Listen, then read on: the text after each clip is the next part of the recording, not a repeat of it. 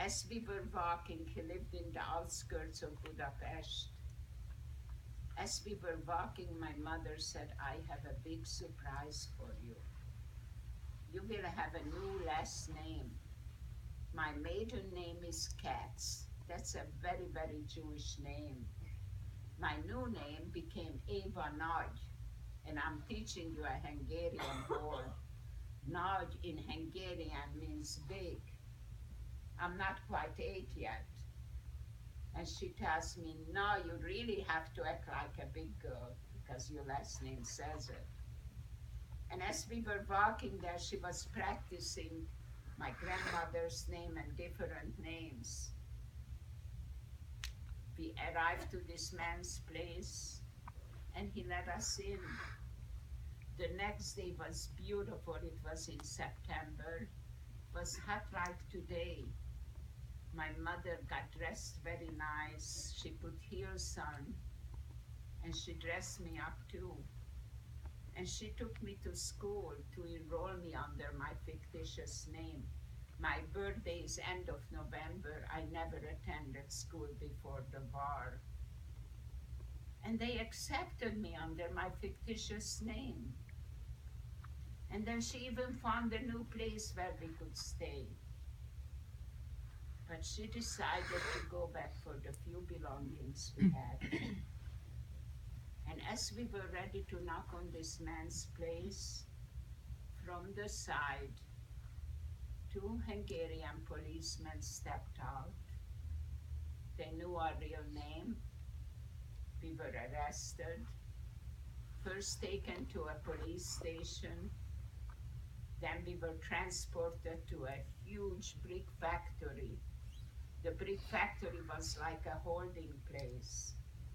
There were many, many people there, but most had with them additional clothes, food. All we had on was a light summerish clothes, and we started on the march toward Germany. The march was very, very difficult.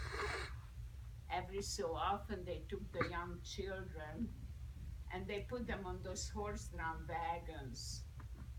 And when we arrived to our temporary destination, we were usually reunited from the people we were separated from. One day, my mother's feet were bleeding so bad, and she was in so much pain. As she took me to the wagon, she begged, could I please come with my daughter on? They put me on. They turned my mother away. A short time later, we heard shots. Then the evening came, and we arrived to our temporary destination. Every time the door opened, I was waiting for my mother to come. I'm not quite 8 yet. I started to cry. One of the ladies, a younger woman who was helping, coordinating things there, she said, maybe your mother escaped. Until she comes back, I will watch you. I remember that night the bombing around was so heavy, the whole sky was lighted up. This lady held on to me. I have absolutely no concept how long it lasted, but eventually we were pushed into a cattle car. The cattle car was filled to the maximum. And when the cattle car stopped, we were told we arrived to a camp called Ravensbrück. Ravensbrück was a women's camp, and over 4/5 of the population perished there. As they were letting us off, that lovely lady who stepped in, her name was called out. She was half Jewish and they gave her a different assignment. She tried to pull my hand with her, but they didn't let her. They ordered us to give up all our personal belongings. The only thing I had was a little ring which I got for my 7th birthday. I slipped off the ring and I put it under my tongue. I was so desperate to have something that connected me with the family. They ordered us into a huge building, but they made me undress. Growing up in a religious family, to be naked was something shameful.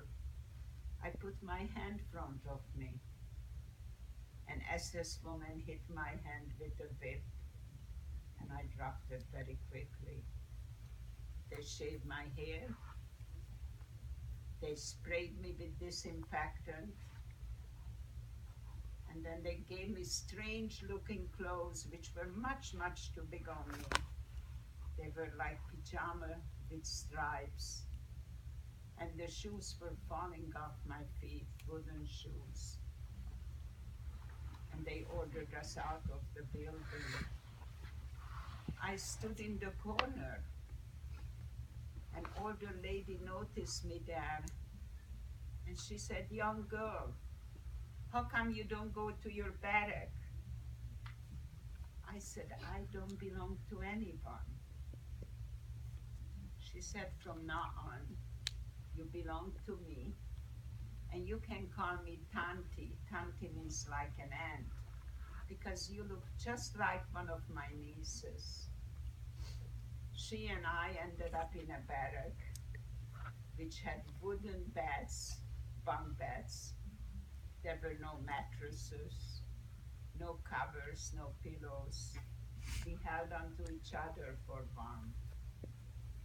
She was so nice to me. She was continuously telling me stories, teaching me some new prayers.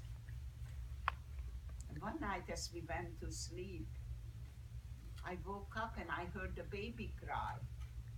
It was so unusual because there were no babies in the barrack. The other woman said a baby was born during the night and we have to keep it a secret. They are going to hide both the baby and the mother. I turned to my Tanti, I'm 8 years old by now, and I asked her, "Do you think I will ever become a mother? Because I would love to have children." She said, "Just never give up hope and keep on praying." One night we went to sleep, and when the early morning wake-up call came, this lovely lady wasn't moving. I cuddled up close to her. The other woman noticed and they pulled me down. They said, "Eva, don't give up yet. It's not your turn." And other kind strangers stepped in to watch over me. The Soviet army was approaching the camp, and the camp was being liquidated again. We were pushed back in cattle cars, and this time I ended up in Bergen-Belsen. The conditions were very bad in Ravensbrück, but we still got some rations. The first thing we seen in Bergen-Belsen were big mountains of corpses. This time they assigned us to a barrack. It no longer had beds. We were sleeping on the concrete floor. And next to me were gypsies, and I wasn't afraid of them anymore. It was so cold, and the barracks were totally infested with all kinds of bugs.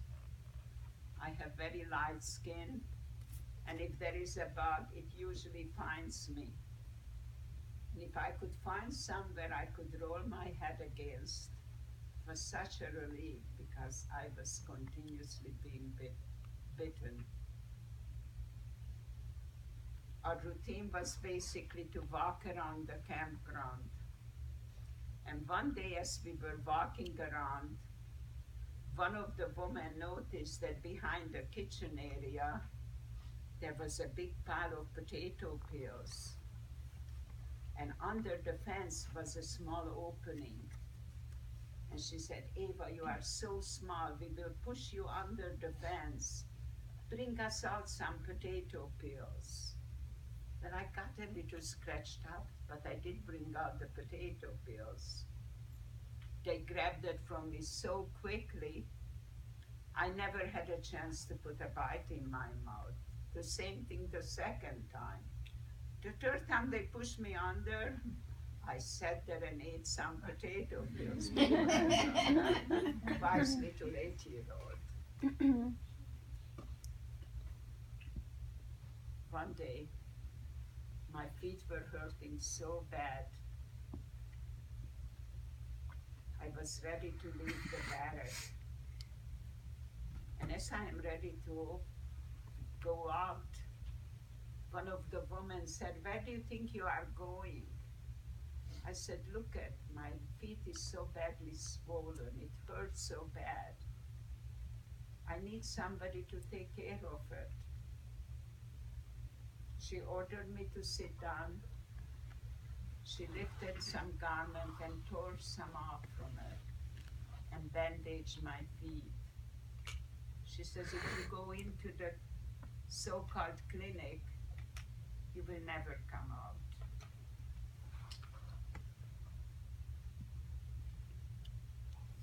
One day there was so much talking, and I overheard that a truckload of children were saved. These children wanted to collect ransom for them. They were the so-called diamond children. And the people who had them got scared and abandoned the truck. And the kids started to cry. There were 54 children. And this lovely lady, Luba, with the help of the other woman, saved all 54 children. I was so desperate to be together with other children. There weren't too many children where I was. But I couldn't get up and go from one place, one barrack to the next. One day, it was so cold inside, and the sun was shining. And I sneaked out, nobody noticed. And next to me was a strange sounding sound. And it stopped next to me. And a person came out. I couldn't see him because the sun was blinding me. And he picked me up. And as he picked me up, I could see he had tears in his eyes. As he put me down, he reached in his pocket and gave me a chocolate bar. It was April 15, 1945. And we were liberated by a British. And this lovely British soldier shared his chocolate with me. I ate the chocolate all by myself. I became so sick. I figured that's the penalty when you don't share your goodies. I developed high fever. I was shaking. And they were leading me to the hospital, which was established by the British. And just as I was going to go in, my landlady, Mrs. Gross, seen me. And she said, Eva, I'm going to wait for you, and I take you back to Budapest. I said, thank you, Mrs. Gross, but I'm never going back to Budapest. I'm sure they killed my mother, and probably they also killed my father. I have a chance to go to Sweden, And guess what? There I'm going to live in the